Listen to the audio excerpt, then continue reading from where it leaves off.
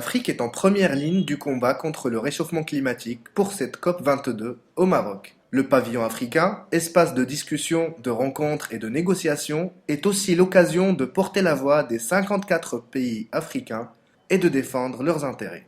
Nous sommes tous intéressés par l'augmentation de la température dans le monde entier et on voudrait tous, à quelque niveau qu'on soit, voir comment on peut diminuer cette température-là d'1,5 degré à l'horizon 2100.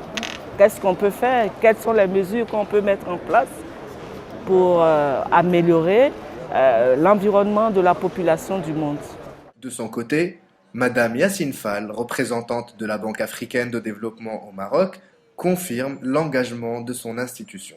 C'est aussi une étape importante, c'est le point de départ de la prise d'action majeure en termes d'adaptation au changement climatique, en termes de transfert et de technologie et de renforcement des capacités pour le continent et de vraiment arriver à obtenir les résultats qui sont visés, tant sur le plan bien sûr de la réduction des émissions, de l'adaptation au changement climatique et également de la mobilisation des financements pour réaliser des projets innovants. Les pays rivalisent de créativité. Ils veulent mettre en avant leurs innovations et leurs actions. Une façon de participer à l'effort mondial de lutte contre le réchauffement climatique. Parmi ces pays, la Tunisie est sur le front de bataille. La Tunisie participe aujourd'hui à la COP22 et cette participation se fait à travers les institutions nationales et des associations.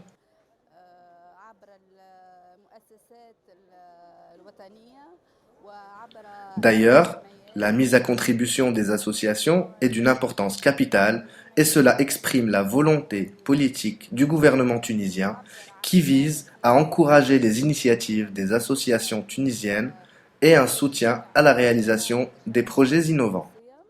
L'Afrique contribue certes très peu aux émissions de gaz à effet de serre de la planète, 3% à peine, mais elle reste une des premières victimes de ces conséquences.